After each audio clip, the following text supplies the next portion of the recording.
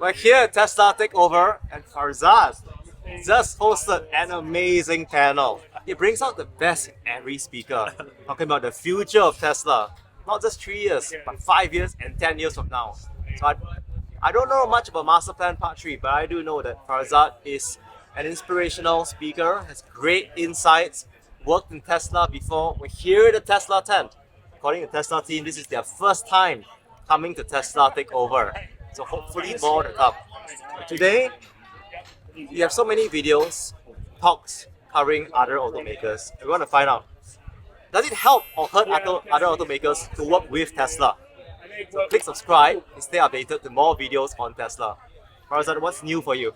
Yeah, man, it's just enjoying the YouTube journey, enjoying making content. Really, one of my favorite things about events like these is that I get to meet Daren again. I get to meet all the Tesla fans. I get to meet everybody who watches the channel. And it's just a very humbling experience to be part of such an awesome community and to have the chance to speak and to host a panel. It's like every day I feel like I don't deserve any of what's happened, but I just go along with what the universe is bringing me. So it's just a real pleasure to be part of this journey, and yeah, just taking it day by day and just having fun doing it.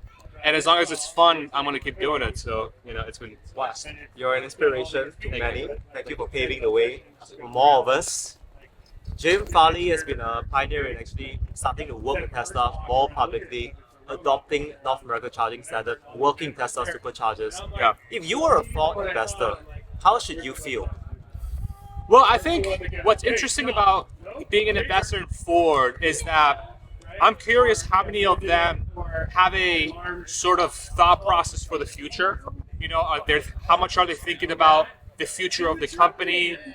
Ford in 5 years, Ford in 10 years. Typically, Ford is in my opinion, is an investment that you invest in because you know what you're going to get, right? You know what you're going to get in the next 12 months. Roundabout what you're going to get in the next 3 years. But some of the steps that Ford has been taking, especially around not just the adoption of NACS, but breaking out their financials. I think what's really interesting about that is that they're one of the very few legacy automakers that's trying to prepare itself for the next 5 to 10 years.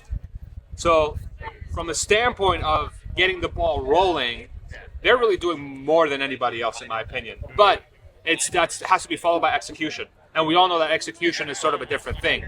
So it's like, one of the things I hear a lot is that a lot of people are criticizing like a Ford specifically about, they're only selling X number of cars and so on and so forth. They're losing $1 billion. Second quarter of 2023, they lost $1 billion selling 34,000 EVs. And of course, that's not good. That's really bad. But at least they're trying and they're showing everybody what the path looks like as they continue on that path.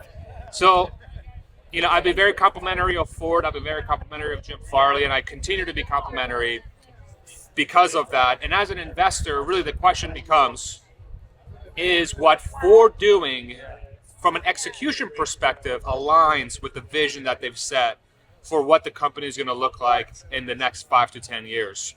And that's really the question. So what do you need to ensure that that's a good investment?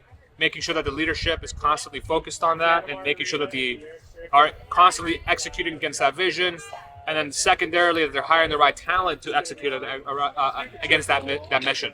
And it's going to be hard to see what that looks like until the next couple of years play out. So first step is great, but now we have to see how the story evolves. So yeah, I don't know. Being a Ford investor is weird, right? Because it's transitioning from a company that we kind of know what they're going to do to entering uncharted territory and figuring out how to survive in an EV world. Exactly. The Ford F-150 is America's most popular car, and in Europe, the Volkswagen was the most popular car over there. But Herbert Diess, over the past few years, and Volkswagen Group, the vision and execution did not match up. As you call out, can Ford do it? He seems to have a more supportive structure. He seems to have a more supportive culture. It's not as divided or segregated like Volkswagen and Porsche and all of that. But then people are wondering, is Jim Farley giving too many concessions to Tesla, or is it actually helping Ford?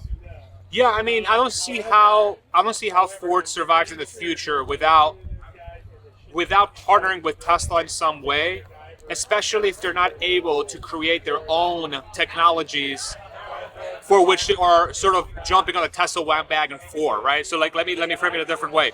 If Ford had the internal capability and talent to make their own successful charging network, they would have done so. If they had internal talent to have battery and propulsion systems that are better than a Tesla, they would have done so. If they were able to manufacture 1.8 million EVs per year, which is what Tesla slated to do in 2023, they would have done so. So it's like, it's not so much giving up any sort of advantage. It's really what you're doing is you're actually gaining an advantage by jumping on the train that's going to shape the future. And anybody else who doesn't jump on that train is at a disadvantage, in my opinion, right? And that's, I think, it's almost like a necessary step unless you can come out with something that compares with Tesla. So I don't know. I just don't think it's a negative. I think it's a positive for both. I think it's a positive for Ford, and I think it's a positive for Tesla because Ford gains that advantage, and then Tesla gains the trust, and it gains brand recognition from the sense that, Ford is a company that has been around forever. They're working with Tesla. Ford knows what they're doing. They probably know what Tesla's doing. So, so it kind of builds that kind of sort of trust for the brand as well. Very interesting. And after seeing Ford doing it, many other automakers thought about it. Immediately.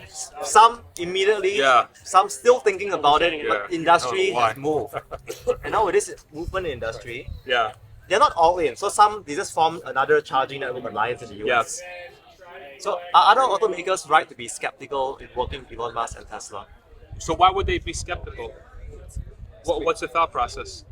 Maybe they feel like if all of them start working in Tesla, it gives Tesla too much power.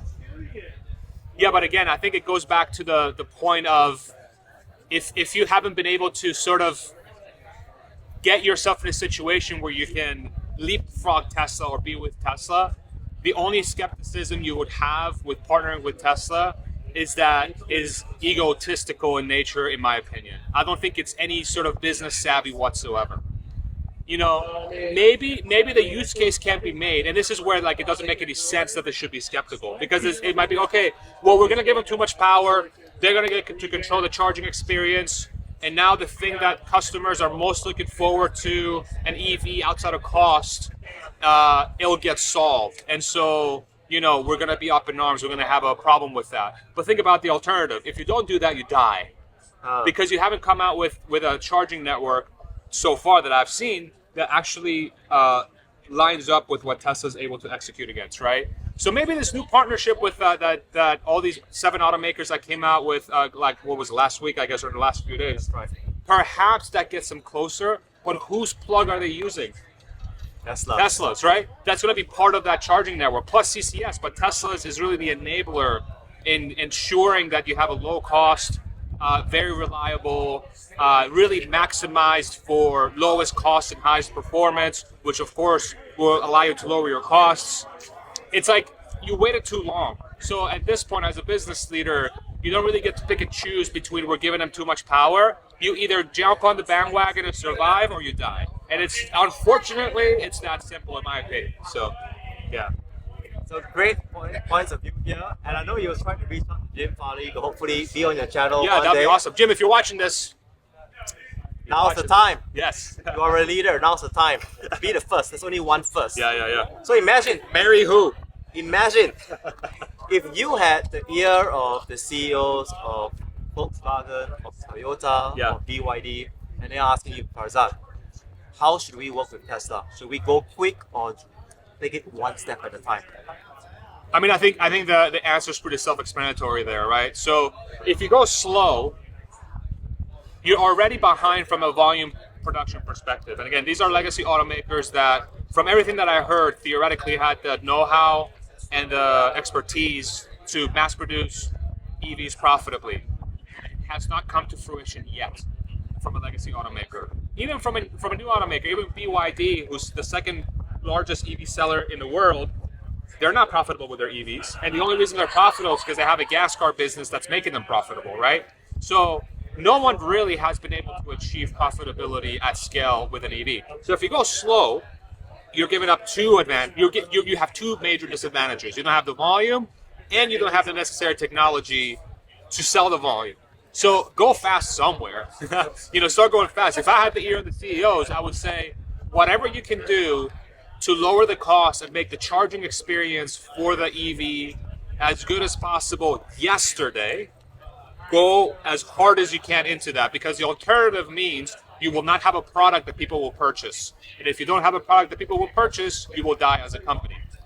Question becomes, will these companies have enough, let's say, a low amount of ego to recognize that in themselves and act on that? Or are they going to be too reliant on their maybe past heritage and what they think the right answer is versus what's most likely going to happen, which is if you don't do high volume, affordable, profitable electric vehicles with a great charging experience, and then we're not even talking about self-driving technology, then you don't have any chances. So hopefully they would take that seriously, but something tells me that that's not going to go well because of the politics and cultures.